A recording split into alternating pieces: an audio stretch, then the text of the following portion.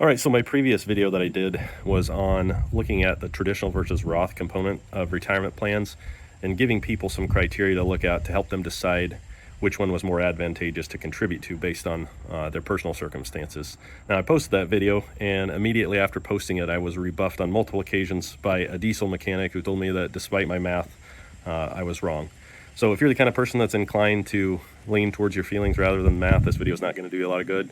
I'd certainly like to live in a world where we listen to certified financial planners for money advice and diesel mechanics for advice on diesel engines, but that's not the world we live in. So if you are a person who wants to hear a little bit more about this, and in this video I will dig into a little bit deeper how the traditional tax deductible component can be more advantageous for people who drop in tax brackets from their working years into their retirement years. So if that's something that interests you, stick around. The specific example I give is a difference of tens of thousands of dollars, and if you stick around all the way to the end, I've got a little bit of a bonus as it relates to how capital gains taxes, long-term capital gains taxes, can actually augment this situation a little bit more. Okay, so the previous video, I laid out some examples, even in a case where somebody is in a higher tax bracket, where contributing to the Roth component of their retirement plan actually made sense due to some tax credits involved in the calculation of their taxes due. I also showed pretty explicitly how if you're in the same tax bracket prior to retirement and in retirement, it really doesn't make any difference whether you contribute to the Roth or the traditional component of the retirement plan. Now, a lot of people took issue with that, I'm assuming because they misunderstood it. And so before we go further in this video, I want to take a couple steps further to clarify this, because if you don't understand this very basic premise, then you're not going to understand the point of this video. So number one thing you have to understand about choosing between these two is that you cannot possibly afford to put the exact same amount in a Roth component or a traditional component of your retirement plan unless you're paying 0% effective rates, and I'm assuming that you're not if you're watching this video.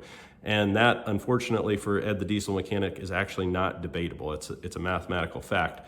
So to give you an example, if I am in the 22% tax bracket and I make a $10,000 contribution into, let's say, my traditional 401k, I lower my taxes due by $2,200, right? $10,000 times 22%, right?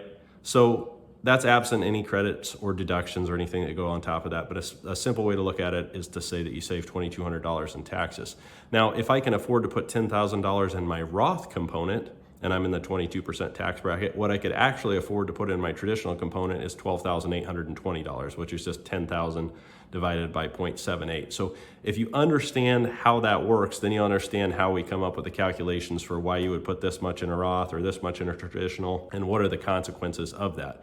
So what really matters in the end is how do your spendable after-tax dollars compare in retirement, because your spendable dollars are all that actually matter. So how do we make an apples-to-apples comparison between the two? I'm glad you asked. All right, so this video specifically is about when the traditional component of your retirement plan is better than a Roth based on your personal circumstances. And what we're going to talk about is a person who drops from the 22% bracket to the 12% bracket in retirement. So they lower tax brackets. And contrary to what Lori from Facebook thinks, this is actually a pretty realistic situation. It happens all the time. In fact, there are people in the FIRE crowd, the Financial Independence Retire Early crowd, that sometimes drop multiple tax brackets in retirement. So that's the situation that we're dealing with here.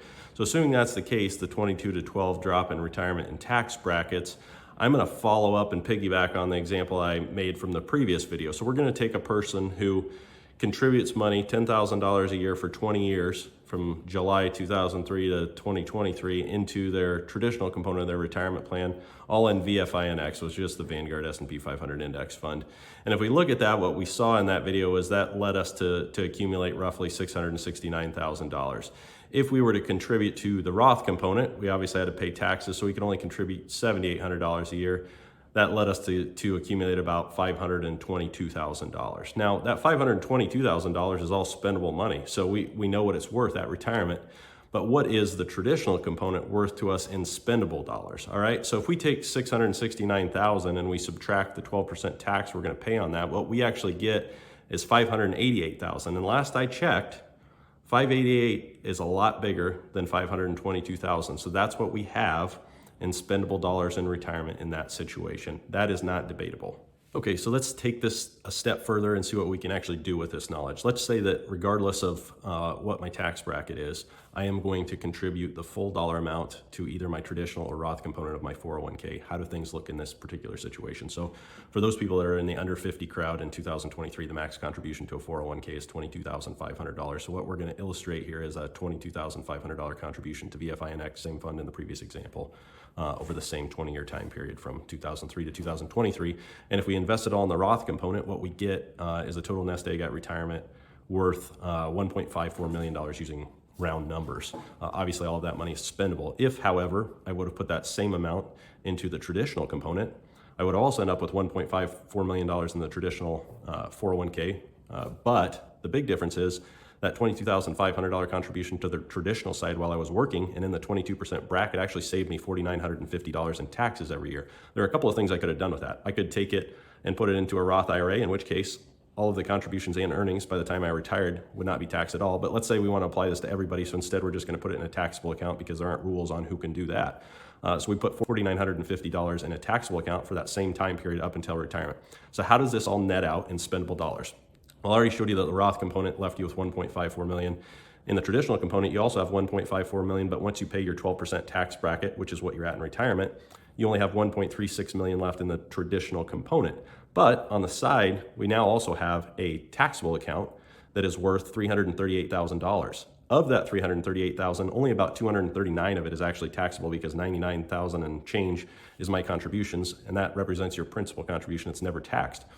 So you can already see that we have a little bit more money to work with here. Now, this is where things get pretty interesting because if I have married filing jointly income, taxable income of less than $89,250 in 2023, any long-term capital gain that I realize below that level is actually taxed at 0% federally, which means in that scenario, all $338,000 of that taxable account would come to me tax-free, assuming I didn't exceed those income numbers in any given year, which means that in total, between the two accounts, I now have about $1.7 million in spendable dollars in retirement with the exact same net after-tax amount invested, okay? Even if I had to pay taxes on those at the 15% federal long-term capital gains rate, I'd still have about $1.66 million, which is still far more than the $1.54 million if we had invested totally in the Roth component. And if I want to, the benefit of having done this is that if I still have room in the 12% bracket, I can still take money and convert it from the traditional component to the Roth component during retirement. And if I convert that all at the 12% bracket, I'm money ahead. I remove any future RMDs. And if I convert some of it at the 12% bracket and some of it sneaks into the 22% bracket, I still have a blended tax rate that's lower over time than what I deducted at in the beginning. And so what you can see here in this example is how taking the deduction for people who drop tax brackets in retirement can actually be advantageous over just going with the Roth viewpoint. So it's okay to be dogmatic and uneducated with your viewpoints, but it's going to cost you money over time. And this is why you don't get advice financially from a diesel mechanic. I'm sure there are plenty of diesel mechanics that know a lot about money, but the point is listen to somebody who knows what they're talking about. And if you're actually trying to learn something, it's best to take the content and find a way to understand it from a factual standpoint rather than responding to it with your feelings. These types of facts about taxes and retirement plans, they're not actually debatable facts. There's not really any opinions involved in this. And so if this is something that you find useful, I hope you'll take the time to like the video and subscribe to the channel and maybe give some comments about things that you would find helpful learning about. Maybe you want to dig into this topic a little bit more. Maybe you have something else that's been bugging you that you want to know a little bit more about. Let me know what it is, and we'll talk about it in a future video.